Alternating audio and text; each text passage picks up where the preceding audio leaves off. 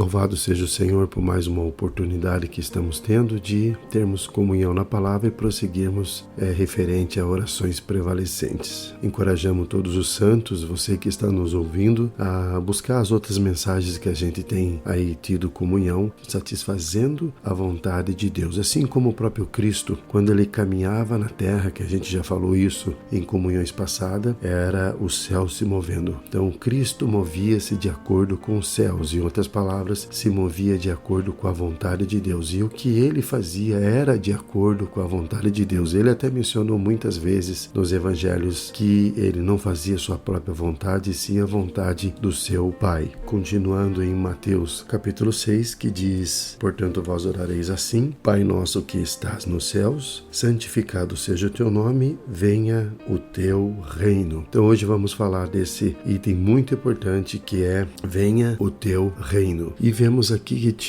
que tipo de reino é esse. Se nós lermos o contexto em Mateus, nós veremos que esse reino, ele se refere ao reino dos céus. Então o Senhor nos ensina a orar dessa maneira: venha o teu reino. Então isso significa que o reino de Deus está no céu e não na terra. Por isso ele diz: venha o teu reino. Então, consequentemente, nós temos de orar a Deus, muito a Deus, para que ele expanda a esfera celestial do reino de Deus até a terra, graças ao Senhor. Quando o Senhor diz venha o teu reino, não se trata apenas de um desejo da igreja, mas também de uma responsabilidade que a igreja tem de introduzir o reino de Deus na terra. E para fazer isso, a igreja tem de pagar um preço, e este preço é estar restringida pelo céu e sobre o governo do céu. Então a igreja tem que ser a porta de saída do céu e tem de permitir que a autoridade do céu seja expressa sobre a terra, graças ao Senhor. E podemos ler em Mateus capítulo 4, versículo 23, que diz assim: percorria Jesus toda a Galileia, ensinando nas sinagogas deles, pregando o evangelho do reino e curando toda sorte de doença e toda sorte de enfermidade entre o povo. O evangelho aqui, quando se diz o evangelho do reino, ele ensinava e pregava o evangelho do reino, quer dizer as boas novas do evangelho. As boas novas é a pessoa do Senhor Jesus, graças a Deus, que é as boas novas. Ele não inclui somente o perdão de pecados e também o ganhar a vida eterna, mas também ele fala do reino em Mateus 24:14, diz assim: e será pregado este evangelho do reino a todas as nações e então virá o fim. Então será pregado este evangelho do reino. Então fala muito do evangelho do reino e também do poder da era vindoura, o poder de expulsar os demônios e curar doenças, conforme você pode ler depois Isaías 35, versículos 5 ao 6 e também Mateus capítulo 10, versículo 1. Então esses dois pontos, tanto a questão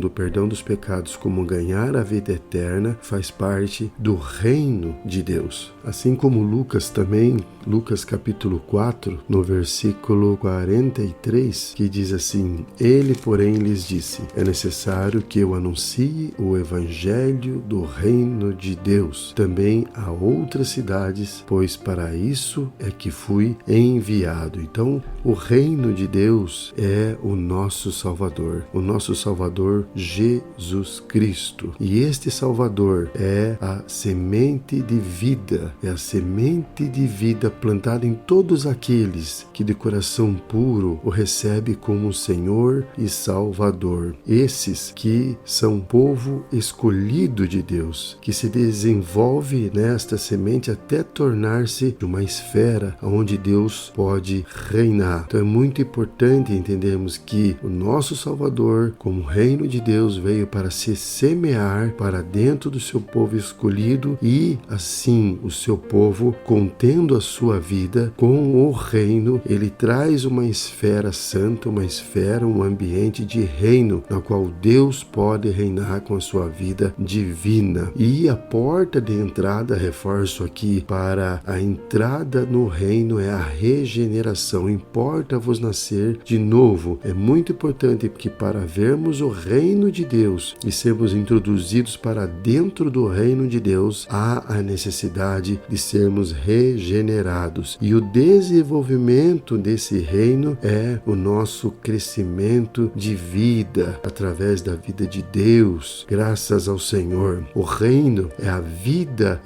de igrejar, é a vida da igreja hoje. Qual é o corpo de Cristo? A vida da igreja, que é viva, ela traz o reino de Deus à terra. Então, a vida da igreja é um viver dos cristãos genuínos e fiéis, graças ao Senhor. E essa vida, ela se desenvolve até tornar-se também o reino vindouro como galardão e herança para nós. Graças a Deus que também no futuro nós seremos muito mais e mais vencedores no milênio, para que se cumpra a palavra de Deus, que é a Nova Jerusalém como um reino eterno de Deus, uma esfera eterna de bênção, de vida, com todos os remidos que juntamente conosco desfrutarão do novo céu e da nova terra eternamente. Então isso é maravilhoso, desfrutar das bênçãos de Deus juntamente com todos aqueles santos regenerados de todas as eras. E prosseguindo, nós podemos ler também Lucas capítulo 17, versículo 21,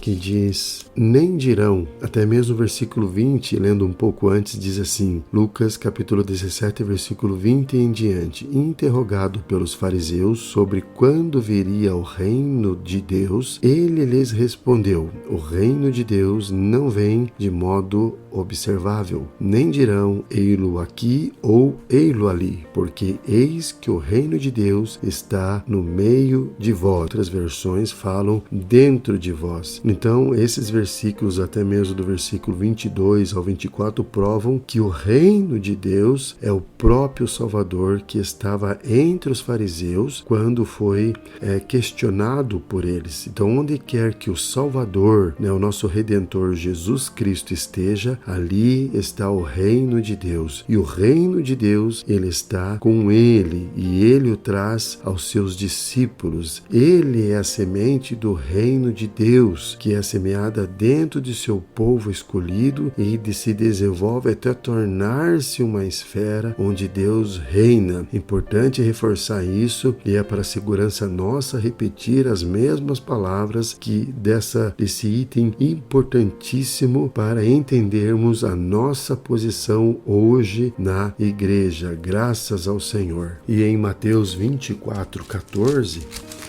nós podemos ler que diz assim: e será pregado este evangelho do reino por todo o mundo para testemunha a todas as nações, aí então virá o fim. Então será pregado este evangelho do reino. Percebemos aqui claramente que se o evangelho do reino for pregado a todo o mundo, então virá o fim. Então é de responsabilidade da igreja pregar o evangelho do reino. E o evangelho do reino denota uma pessoa, também esfera onde Deus reina. Uma vez que um dia recebemos a vida de Deus, no abrir da nossa boca e crer com o coração, nós o recebemos, o Senhor Jesus, para dentro do nosso espírito, para dentro do nosso ser, e aí, após sermos regenerados, nascemos de novo, e com isso o reino está dentro de nós. Cristo habita dentro de nós, e assim podemos avançar para fazer a vontade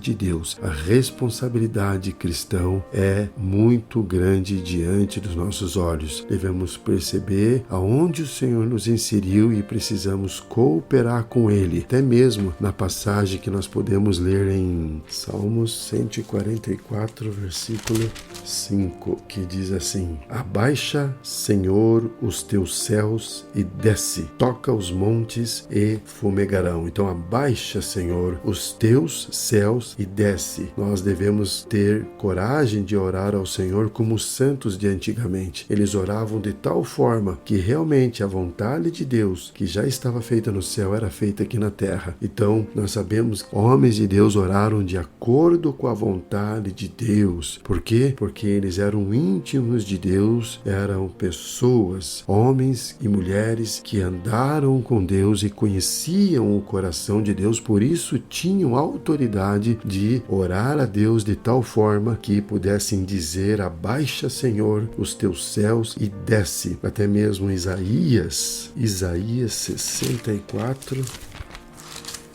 versículo 1. Nós também devemos ter ousadia de também orar ao Senhor e dizer: ó, se fendesses os céus e descesses, se os montes tremessem na tua presença. Então, ó, se fendesses os céus e descesses. Então isso é maravilhoso. Podemos orar a Deus para que Ele desça e faça-se a vontade dEle. Cristão, que o Senhor seja com o seu espírito, alma e corpo, que o Senhor te conceda a luz no entendimento da palavra e que possamos caminhar de acordo com a vontade de Deus. Graças ao Senhor, Deus abençoe a todos e até a próxima comunhão.